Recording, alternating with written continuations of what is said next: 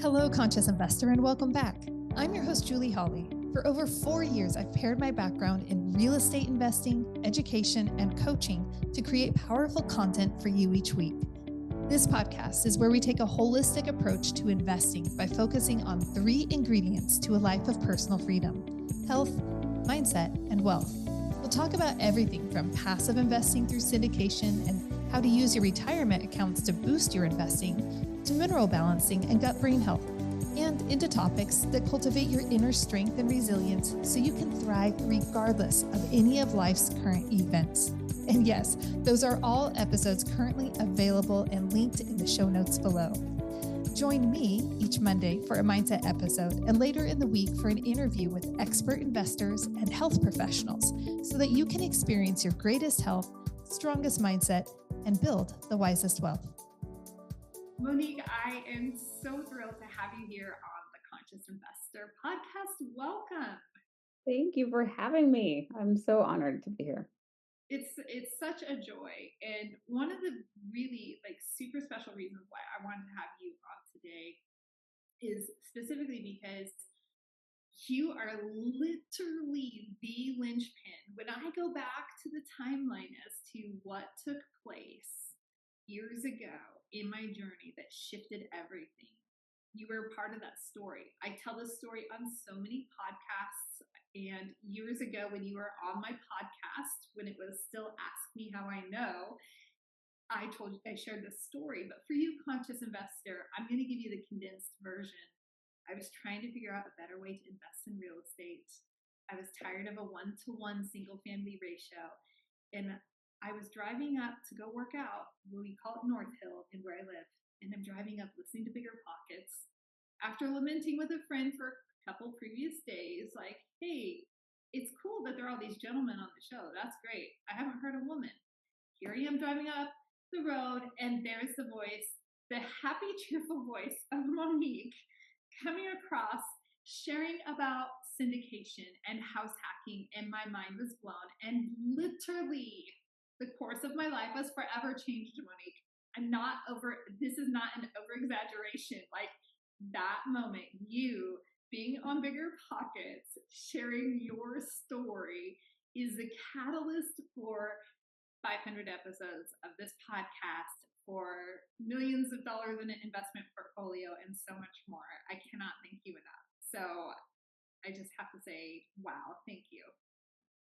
Well, thank you. But honestly, I feel like I was just the tool. I was just being used, right? And I'm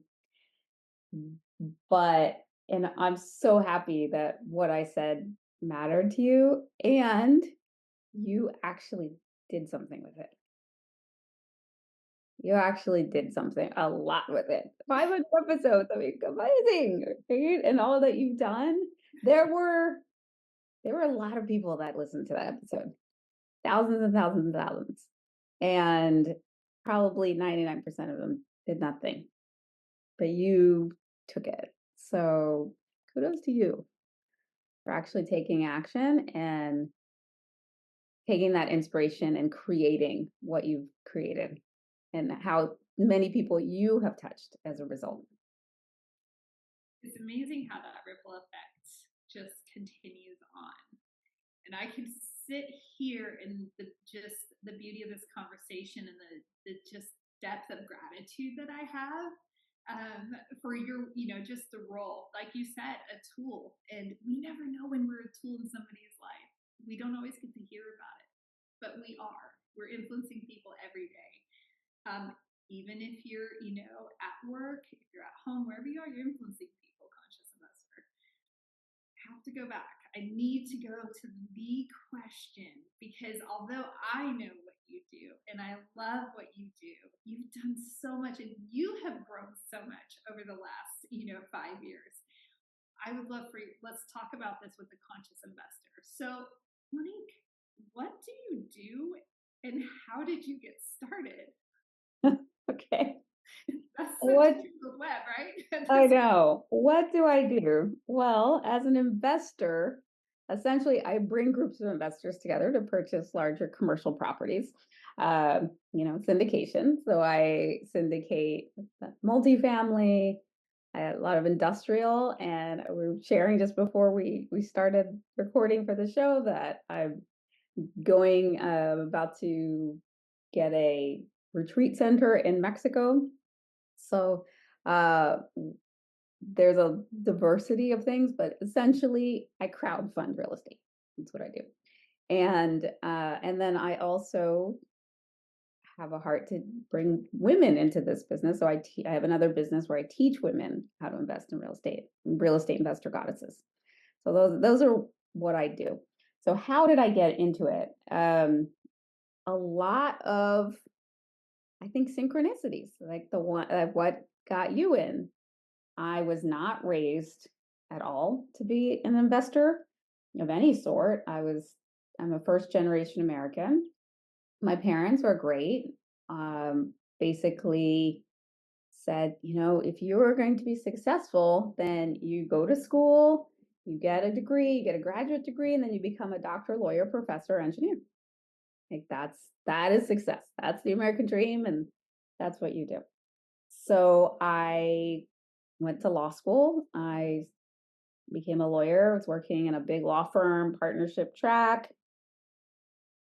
Was miserable, hated my life, but that's another story. So, but the only thing I did learn about real estate investing was that at some point you buy your house to live in. That's not really investing. It's just you get that job, you buy the house, you get the car, the house, right? That was what I was taught. So I went to buy that house, and I live in Los Angeles, super expensive market. This was back in 2005, but even back then, I was starter home in a semi-decent neighborhood, not Beverly Hills or Bel Air, but a starter home was upwards of $500,000, $600,000.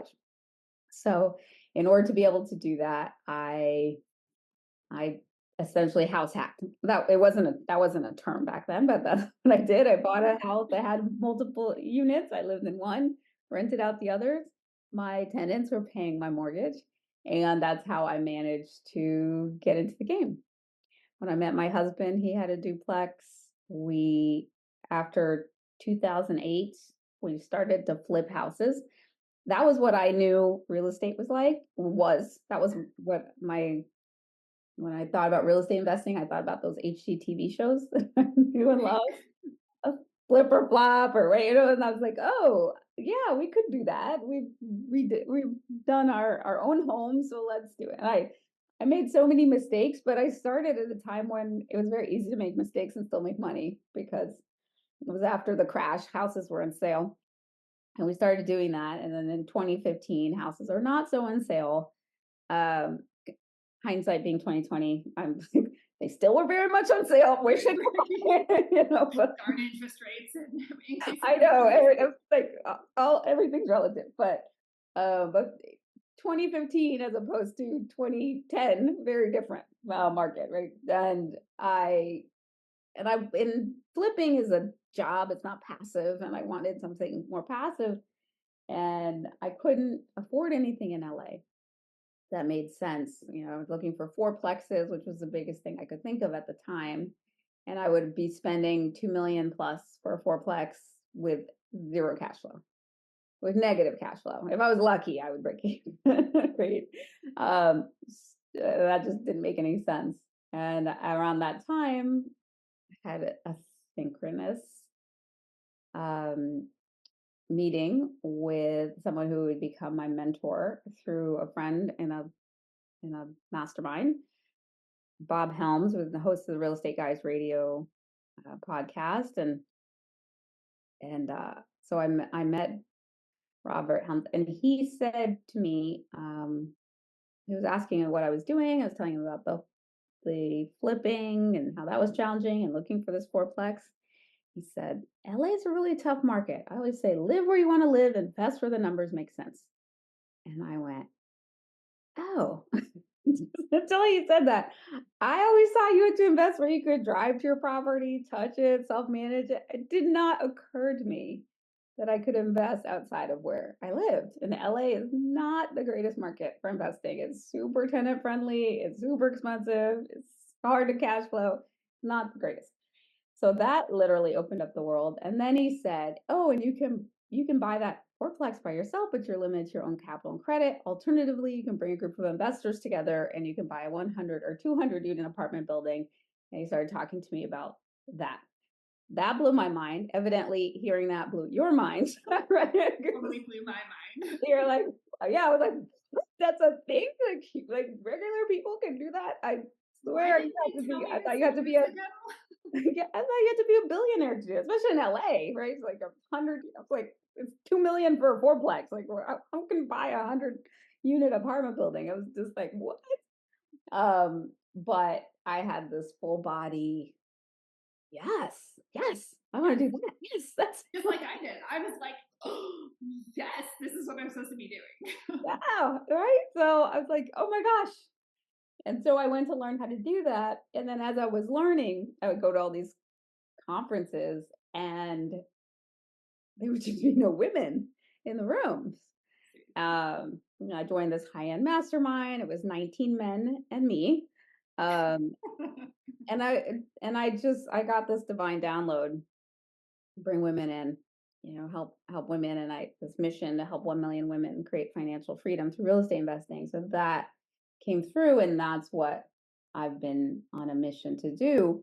And what makes me so excited about what you're doing is because I know I don't think I can do that by myself, but if I can touch somebody like you who can touch all the people you've touched, then we can do that pretty easily. You can get to that million mark. It's absolutely possible. Absolutely.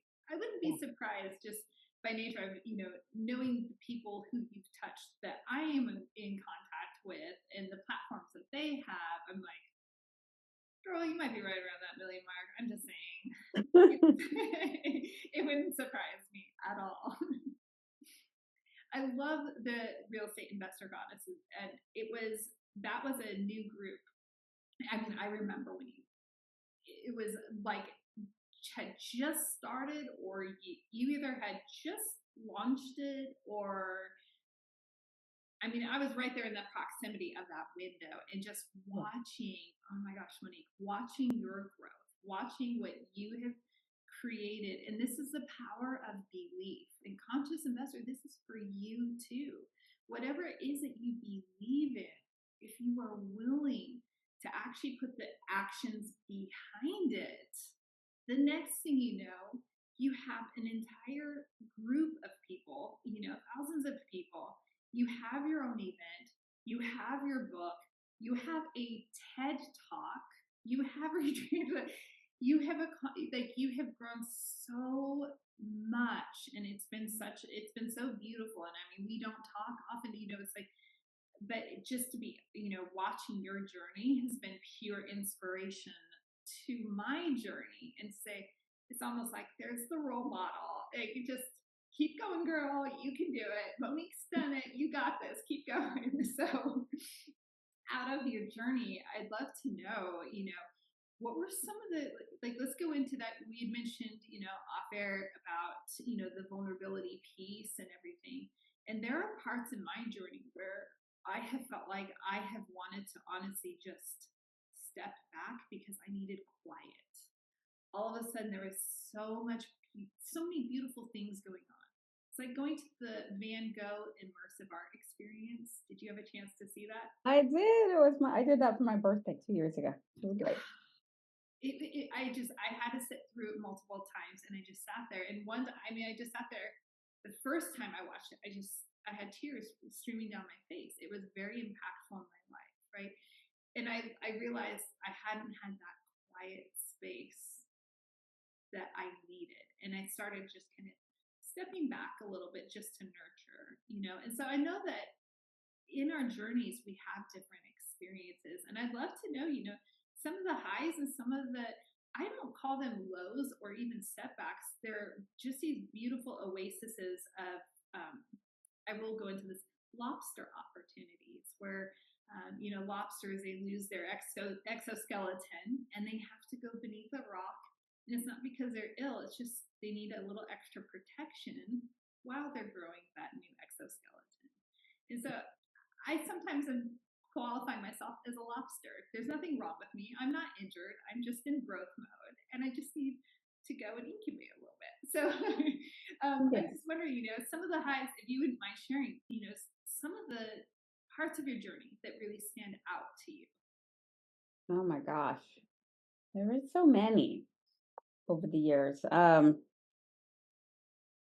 think I mean, a lot of highs and a lot of lows, or lessons, you know, we're talking about it's the fertilizer for the bloom. It doesn't smell that good. It's pretty gross, but it is what ultimately leads to the bountiful harvest if you can stick with it. And there have been times when I thought I don't know if I can stick with this. I don't know if I can stay. And and so having to do that. But I think the highlights for me have been almost more about the highlights of my goddesses. Just there's something about whenever they get a deal or they, they reach financial freedom. They have their I love my own successes, but there's something about theirs that just makes me so happy, so high, to have had any role in that. So yeah, even more so than my own. But there've been great, just getting that property, seeing that first rehab department, or just, it's like, oh my gosh, the vision comes to life, or selling and exiting and getting the big checks, right? Like all of that is great. But ultimately that's just money.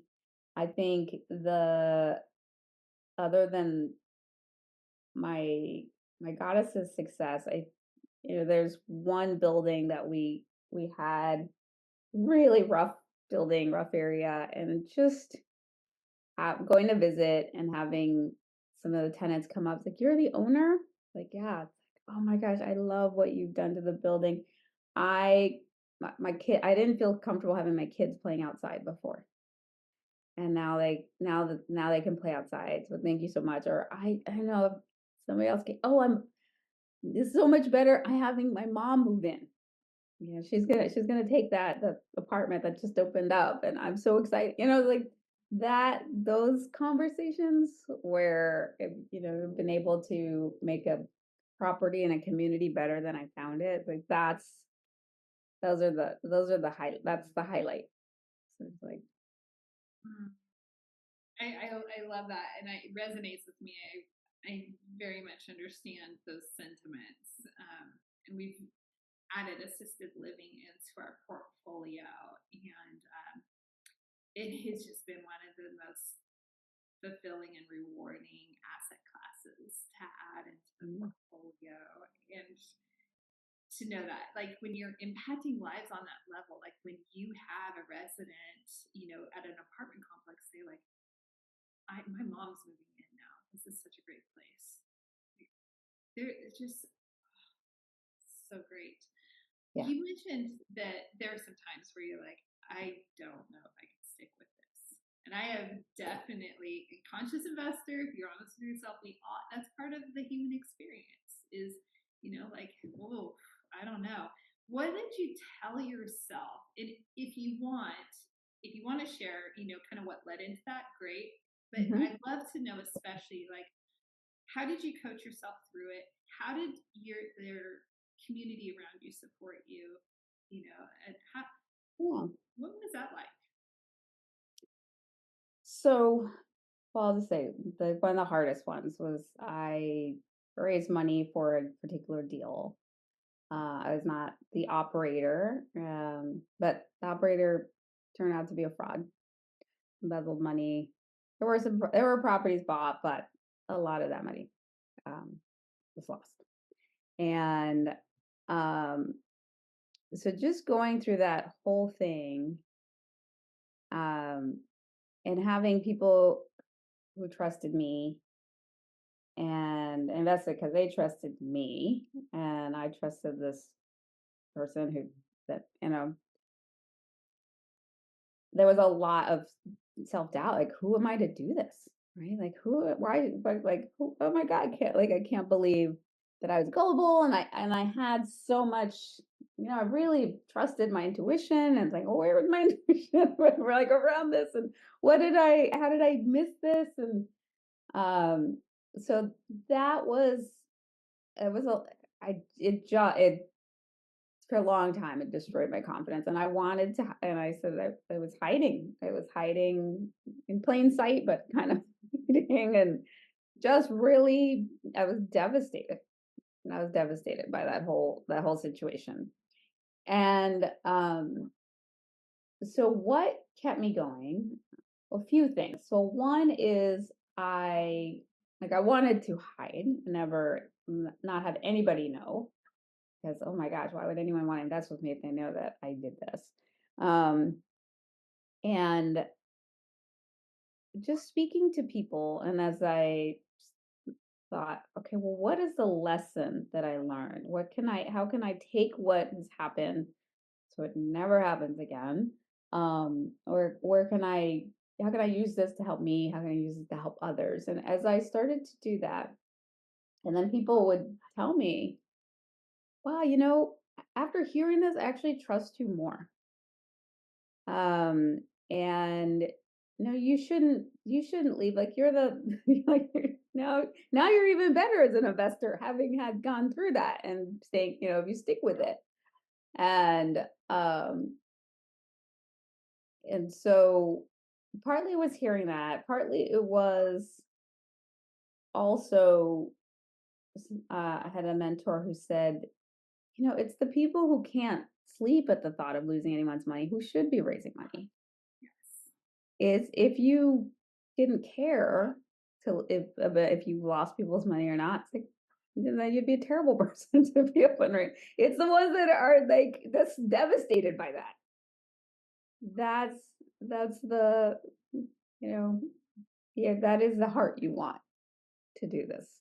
And so I can't say that there isn't still a large part of me that's like, no, don't even talk about this here, right? Like, just don't do it. Like, and you should run. You shouldn't do this anymore.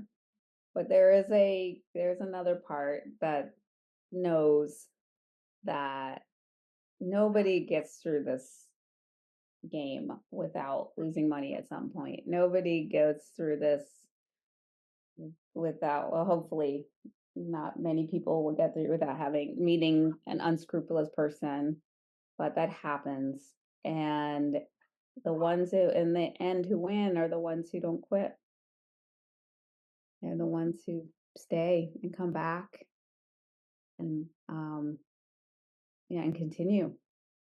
And I also realized that I have two daughters, and they're looking at me, and they're seeing, how am I showing up? What am I doing? How do I, and it's what would I be telling them if I quit after this? What's the lesson I'm giving? So I want for them to see resilience. I want them to see stick-to-itiveness and persistence and faith. And so I need to show up that way. It's so powerful. I want to thank you for being so transparent. I wasn't anticipating that. And honestly, there are so many people that are experiencing different setbacks in their investment journey. And you and I, we have relationships with people where, I'm so grateful that you've shared this, because I know that is going to impact so many lives. On the active, with our fellow active investors that are out there, and with passive investors, there's a lot of turbulence, and you and I were both in real estate before the '08 crash. And it was like, you can fog a mirror, you can get it. And there was a lot of unscrupulous things taking place at that time. Mhm. It was naughty. It was absolutely naughty. And I remember in, 2018, 2019, just saying like, commercial real estate reminds me of residential real estate in the early 2000s. Like, what is going on? This is not good. And it's like, it's unfortunate that there are people like that, who will take advantage of genuine, sincere people and be that wolf in sheep's clothing type situation. But that role model and your willingness to, look at a bigger picture, to receive that the words of support from people around you, encouraging you. No, you are and I agree, you are the type, and a couple of my friends who have been in similar situations, I've said that, like, the fact that you are rattled by this and that you care, that you're the ones, like, you need to be out there investing. Like, we need more. And so it's such a gift. And that I'm curious, I know there are times where I've wanted to quit just because I'm exhausted and tired, and I'm like, There's that too. and things aren't going exactly the way I want, like my daughter will actually, she will encourage me and she will speak those words of affirmation, like, hey, even my son, my husband, like, just that support is so powerful. And I can only imagine your daughter is just also probably, I could imagine that they were pouring into you as well. Yeah, they do. Yeah. It's such a gift. I'm curious how that, and this affects Conscious Investor. Many of you invest passively. So this is interesting to be able to say, the learning, how will you go about when you are working with, someone where you're not operating and someone else is? Did you create a new protocol? Or you're like, no, I am operating everything? No. So, yeah, just having a lot more. I didn't have the visibility on the financials that I needed to. So making sure that I have that, I'm a lot slower to get into business with people. And I do a lot more due diligence now. So the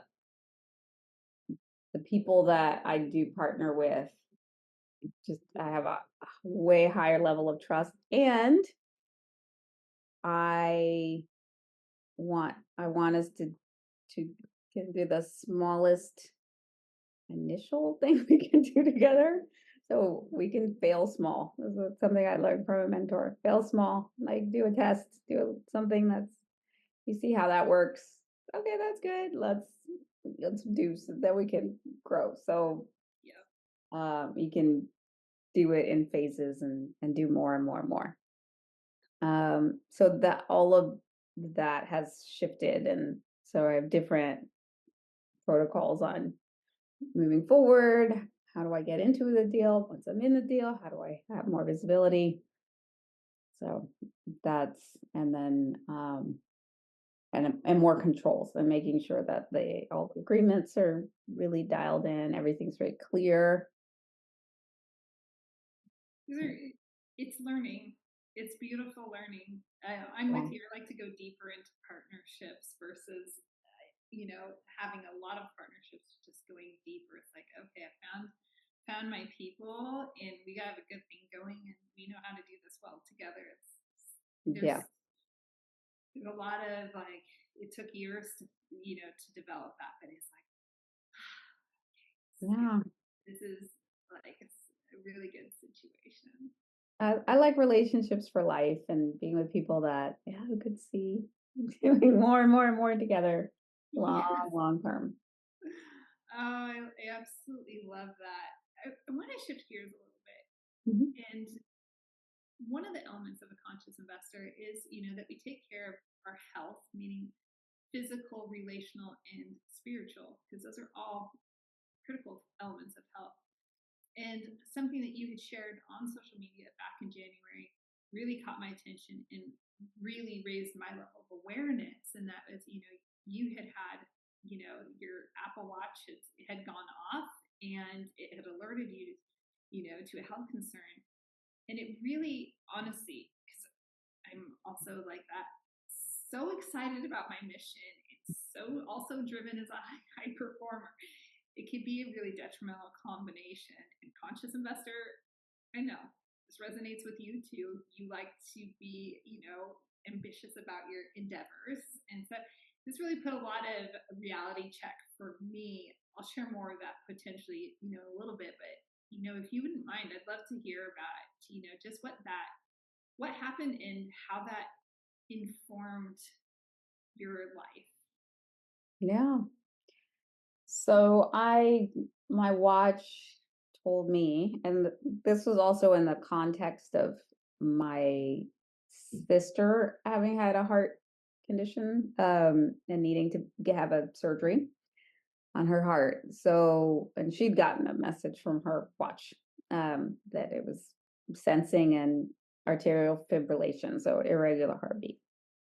And it had notified me before every so often that was like, but I was feeling fine. But then, in the context of my sister, I was like, I'm just going to see the doctor. So I called to make an appointment with the doctor. And then they said, maybe you should come into urgent care. And then when I went into urgent care, they said, maybe we should go to the ER. When I went to the ER, like, it's late. Why don't we keep you overnight? So I ended up in the hospital, with all these heart monitors, and in the end, I didn't see anything, and I had to do have a 2-week heart patch, and it's okay. It's something we're looking for, but ultimately there wasn't anything there. But what it did alert me to as I was going, and then I had, while that was going on, each of my kids were going through different health challenges as well, for, a variety of reasons. And I really, without health, like, what do you have? Health is what I think Tony Robbins says, a healthy man can have 1,000 wishes, but a sick man only has one. It's like to be well. And as I was lying in that hospital bed, which actually was sort of relaxing to be there, Right. I was like, okay, I have nothing else to do, and my phone died. I didn't have a charger, and I was just sort of like there. But as I was, there, I was reminded about the importance of having your health and all the other things. It's what's in the bank account is minor in the grand scheme of things, and it gives you more options, having more money, but your health is everything. And I have this last week was my brother's birthday. He would have been, well, he had passed away 7 years ago. And, but when he was diagnosed with cancer, I remember thinking like, oh my God, he might die, because he was diagnosed with a stage 4 colorectal cancer. He was only 47. And at the time, it kind of hit me, like, oh, of course he's going to die. We all are going to die. And this sounds very macabre, but it ended up saying, everyone dies, but does everyone live? We don't all live. And so I didn't know how long Mark would have. He ended up having almost 3 years from that diagnosis, but it was very grim diagnosis. He could have had 2 months, could have had 1 week, 1 day, or 50 years. But I didn't know, and I don't know how long any of us have. All I knew is that every day I was going to make sure that every time just being with him, he knew I loved him. We had a wonderful, we were just, I was as open-hearted for him and for everybody as I could be. And I was not going to waste time for anything. I needed to do what I had to do for, it was kind of around that time that Real Estate Investor Goddess started, but it was because of, it's like, I don't know how much time I have. I don't know how much time any of us have. All I know is that I'm here today. I'm going to make sure that I live fully today. And living fully does not mean that I'm working hard, right? Living fully is about health. It's about relationships. It's about like taking like old exquisite care of ourselves, eating well, resting well. It's about like taking time for sunrises and sunsets and smelling the roses and walking barefoot. And so I was reminded as I sat in the hospital, or I laid in the hospital bed, of that commitment again. And I realized that I hadn't been doing that as much as I had back, and so I wanted to recommit to living. This resonates so deeply. It's something that I talk like. This is such an anchor point for the conscious investor, because we can have all these. We have a sizable bank account and also a great investment portfolio, but without that presence in life, what is it for?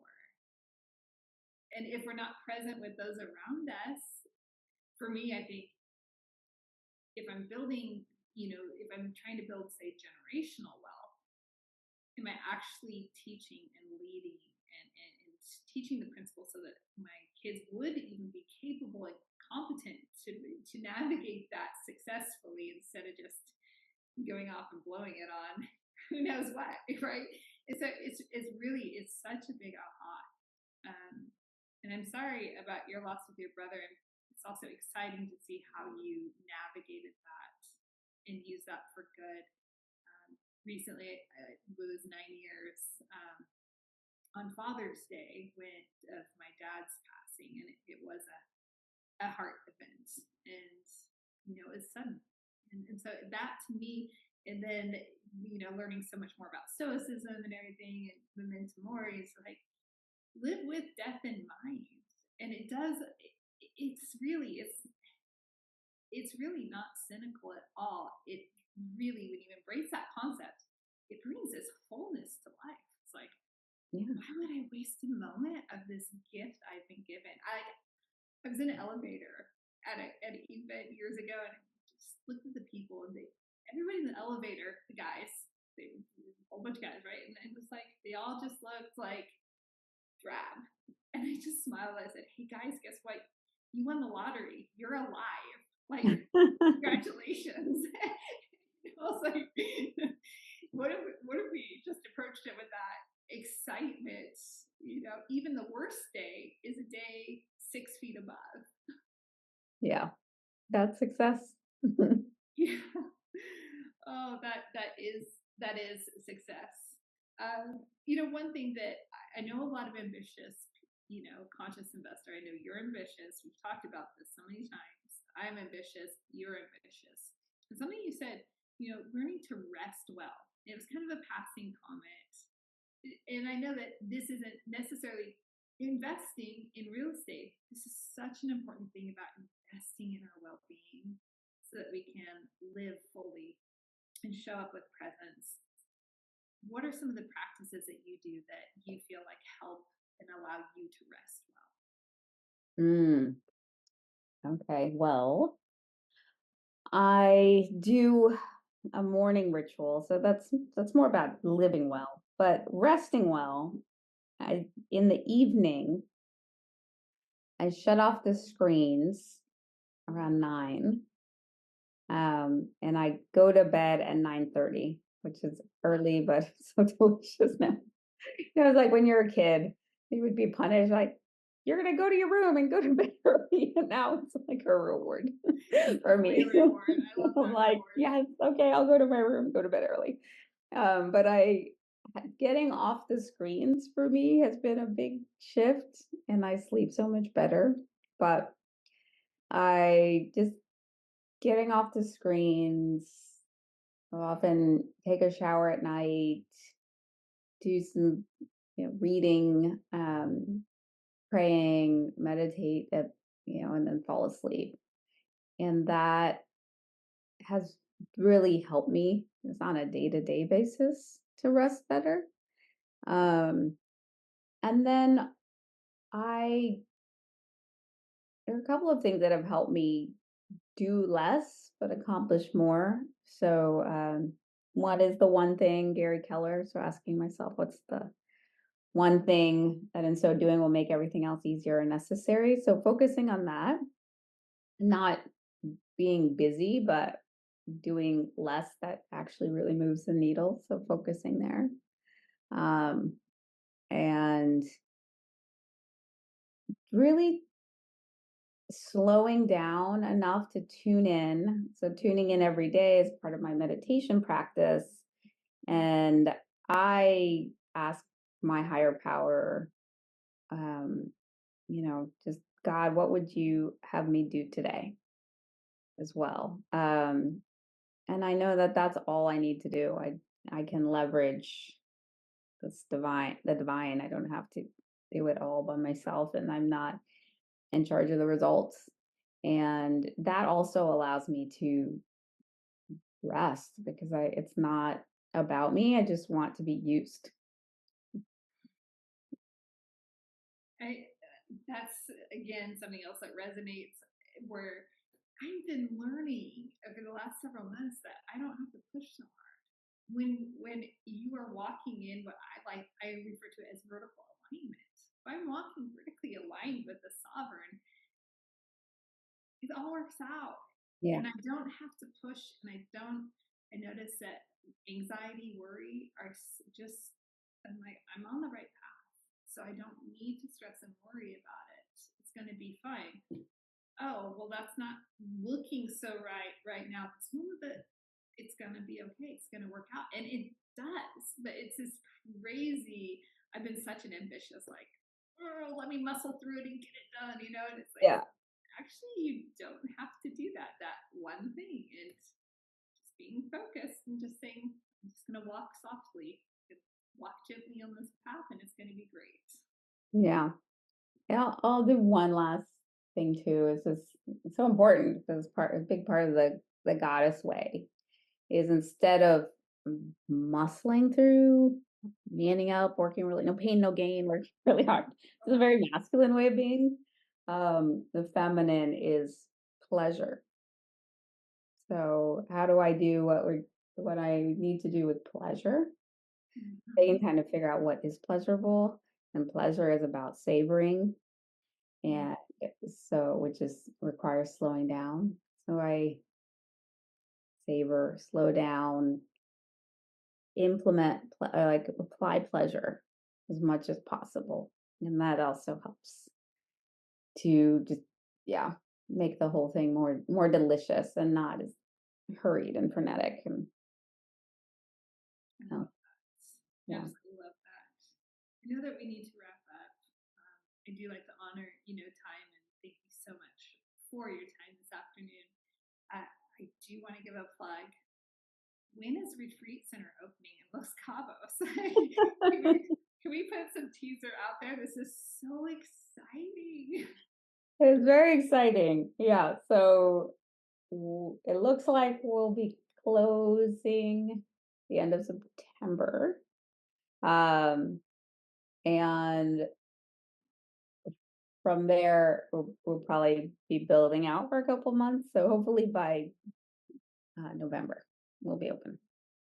That is so exciting. What is the first retreat that you are most like?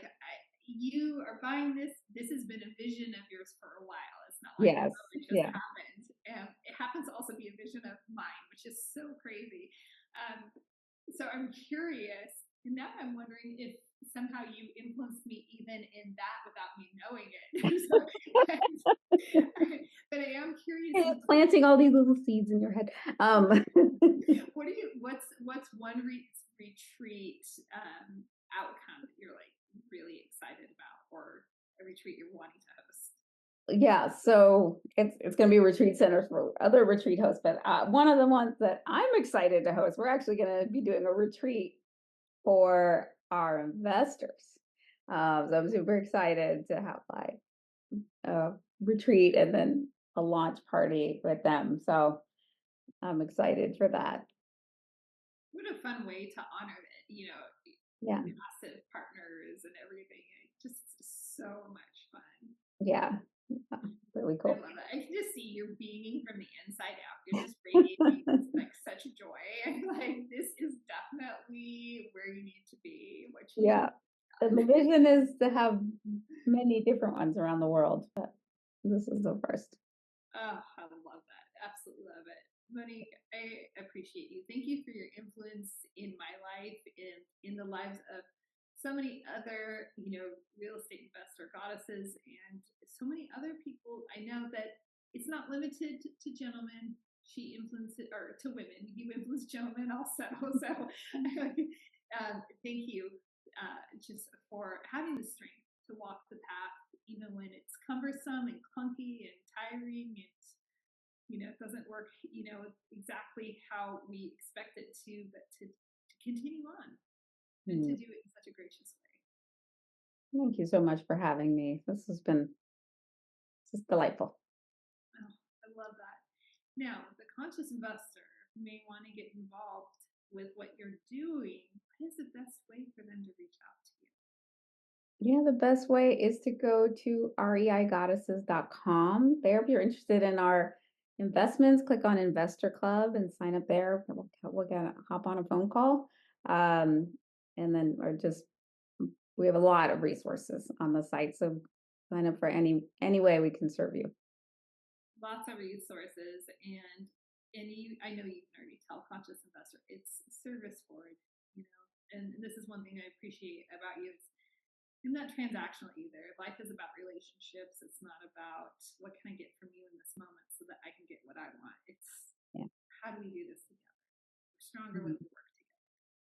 Co-elevation. Total. I love it.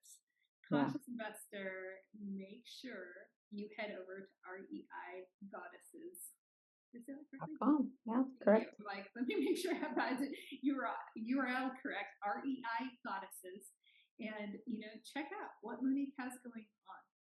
She's been a great influence, and, that might be a great path for you or someone, to get involved with in a variety of ways, so many ways to get involved. And remember, adventure belongs on the trail, not in your investing and not in your personal life. So if you need any support along the way, make sure you head on over to IamAConsciousinvestor.com. Yes, remember, it is an affirmation. So just type that in, IamAConsciousinvestor.com. And you have lots of resources at your fingertips, from investing to coaching. Go ahead and schedule time on my calendar, whatever serves you well. Until next time, cheers to your health, mindset, and wealth. Overwhelmed by apartment syndication but want to learn more? Let me help you press the easy button. Head over to 3keysinvestments.com and download Syndication Made Simple. I explain simply how the process works, who's involved, and how you can get started today. You're smart, and with this simple guide, you'll be able to understand the process. Head over to 3keysinvestments.com and download Syndication Made Simple.